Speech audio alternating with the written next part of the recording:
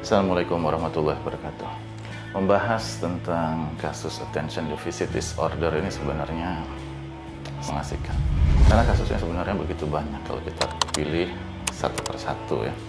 Contoh yang terbaru, atau bukan yang terbaru lah, terbaru ada, yang lainnya juga ada. Di mana ada seorang dengan pendidikan yang sangat tinggi dan masih mengambil proses pendidikan dia lebih lanjut, dan dia disegani di bidang agama dengan gelaran di bidang agamanya masing-masing ya, baik itu dalam agama Islam, agama Kristen, agama yang lainnya ya.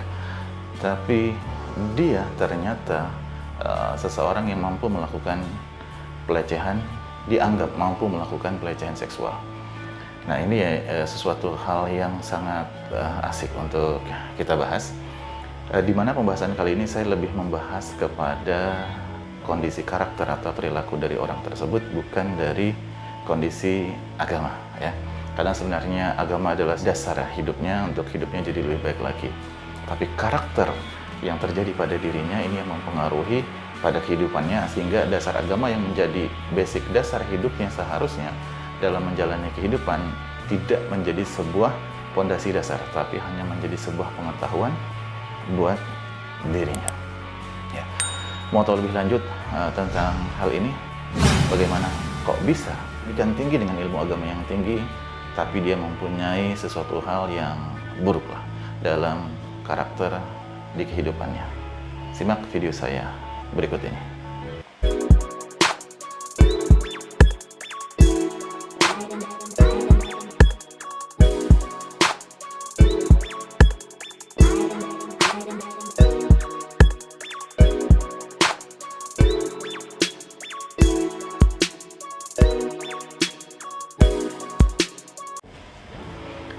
Pada pembahasan video-video saya sebelumnya tentang attention deficit disorder, memang ada sebagian ahli yang mengatakan bahwa sebenarnya ADD tidak ada, tapi lebih cenderung kepada ADHD, attention deficit hyperactive disorder. Tapi saya melihat kondisi ini karena ada literatur yang lain yang mengatakan bahwa ADD tetap dipakai ya, karena memang saya pun melihat kondisinya mereka berbeda dengan kondisi waktu anak-anak yang begitu sangat hiperaktif ya.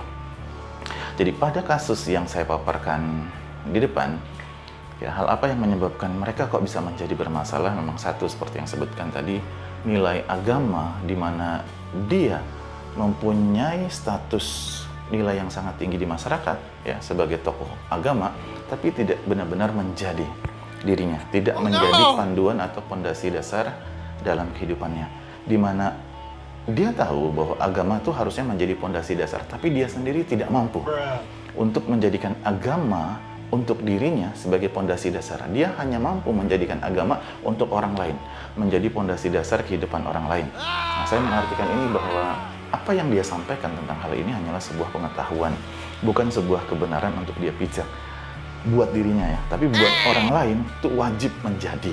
Tapi hal apa yang menyebabkan kok dia tidak mampu menjadikan agama menjadi pondasi dasar dalam kehidupannya? Nah, yang kedua, orang-orang seperti ini juga seperti yang saya sebutkan sebelumnya tentang ADD, bahwa mereka sepertinya itu sulit untuk menggapai pendidikan tertentu. Sebenarnya tidak. Kalau Anda ingat lagi pada video saya sebelumnya tentang orang-orang ADD, di mana dia sesuai dengan potensi dia, dia suka di bagian itu, maka dia pasti berhasil. Walaupun anggapannya agak sedikit tertatih-tatih, tapi kadang-kadang mereka jauh lebih fokus pula. Karena fokus perhatian mereka yang sempit pada sesuatu hal yang mereka suka, yang menjadi atensi mereka, maka disitulah kehebatan mereka.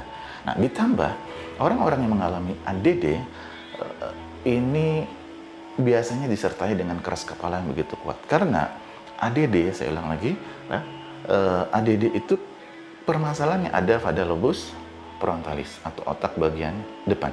Di mana lobus frontalis ini dia bersinggungan. Ada yang menyinggung atau ada yang masuk gyrus singulat. Di mana gyrus singulat ini bertanggung jawab kepada kondisi yang disebut dengan keras kepala. Nah, hal inilah yang menyebabkan mereka sering keras kepala. Nah, keberuntungan untuk orang-orang yang keras kepala yang sesuai dengan potensinya, maka dia akan bersikukuh kuat untuk menggapai apa yang dia inginkan. Dia tidak mampu untuk menggapai hal yang lain. Mungkin bisa jadi Anda seorang ADD kok mampu menghafal satu kitab. Seorang ADD mampu menghafal satu buku. Seorang ADD mampu menghafal teks yang begitu panjang. Seorang ADD mampu mengingat dan menghafal kembali teks pidato dari seorang menteri misalnya. Ya, karena begitu kuatnya keinginan dia untuk menggapai hal tersebut. Untuk yang sesuatu hal tidak dia kuat mauin, maka itu tidak akan menjadi. Oleh karena itu, dia mampu mencapai gelar. Pendidikan yang tersulit biasanya di tahapan S1. Karena proses pembelajaran S1 lebih banyak proses pembelajaran. Karena itulah mereka kadang-kadang memilih S1 yang prakteknya jauh lebih banyak daripada teoritisnya, ya. Untuk S2, S3, mereka jauh lebih gampang karena proses pembelajarannya mandiri. Mereka jauh lebih mampu belajar mandiri. Untuk mengingat hal ini, silahkan dilihat video saya sebelumnya, ADD pada mahasiswa. Link saya akan coba masukkan di atas ya. Anda bisa klik linknya. Ya. Oke, sekarang kita balik. Apa yang terjadi? Padahal dia seorang beragama, dia mempunyai kualitas keilmuan yang cukup tinggi. S1 kadang-kadang sudah lulus, S2 sedang dijalanin, tapi ada juga yang S2-nya sudah lulus, tapi S3-nya masih dijalanin.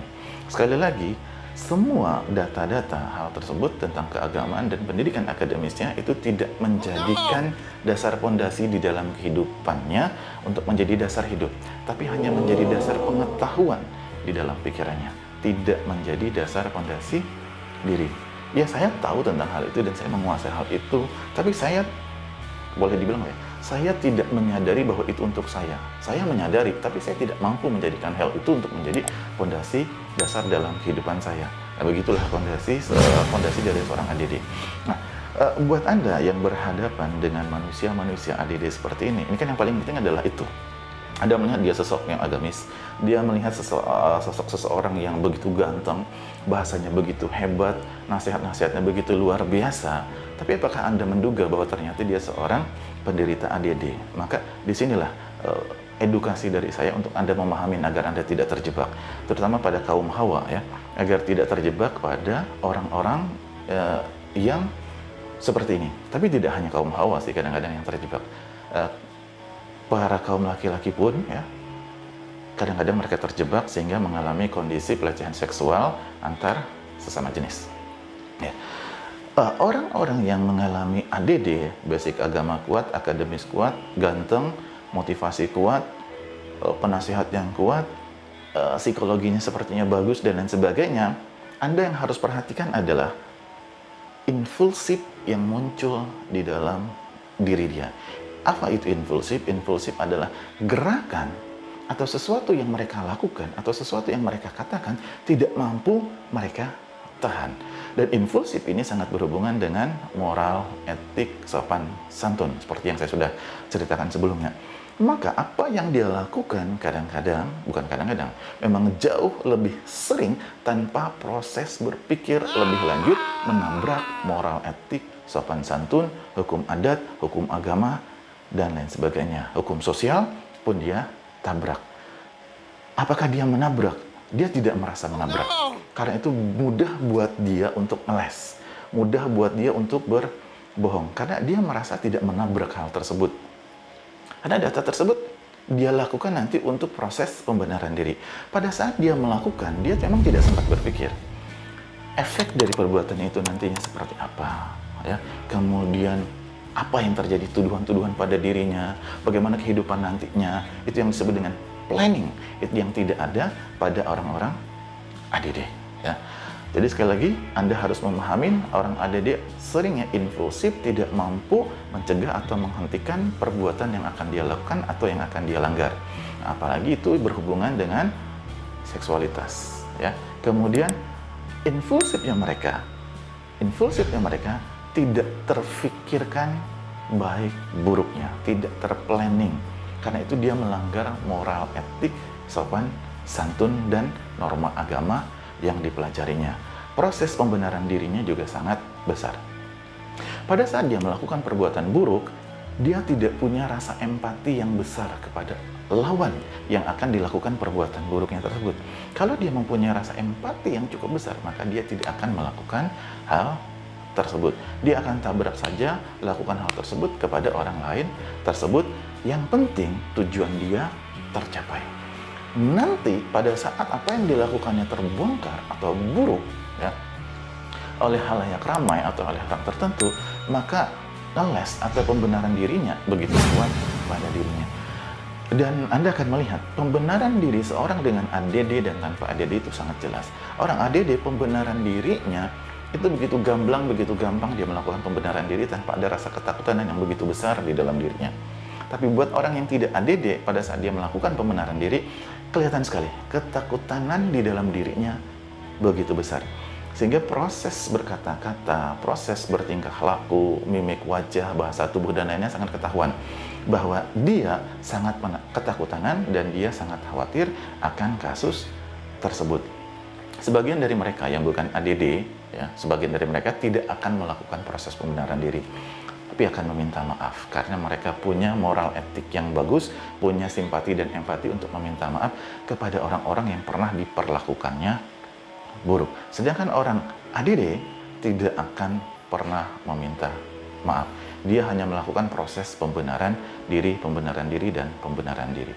Sekarang bagaimana dengan orang yang seperti ini pada saat di judgment dengan hukum, ya? Apakah dia akan berubah? Sementara dia akan berubah, tapi nanti khasnya seorang ADD, otaknya akan berulah lagi untuk mencari sensasi, karena otaknya pada saat tidak ada hal yang dipikirkan atau yang dilakukan, dia akan surut. Dia akan turun info listriknya dan info listriknya tiba-tiba aktif. Nah, saat aktif inilah, ini yang disebut dengan impulsif, dia tidak mampu melakukan, tapi sayangnya yang dilakukan adalah hal yang tidak bermoral dan tidak beretik, yang tidak sempat dia pikirkan hal baik dan hal buruk nantinya dan saat ini atas apa yang dilakukannya tersebut. Penanganan lebih lanjut memang harus pengawasan setiap waktu kepada orang-orang seperti ini kalau Anda mampu. Kemudian ada obat-obat yang dapat diberikan, yaitu anti ADD itu sendiri yang diberikan dalam jangka waktu yang cukup panjang.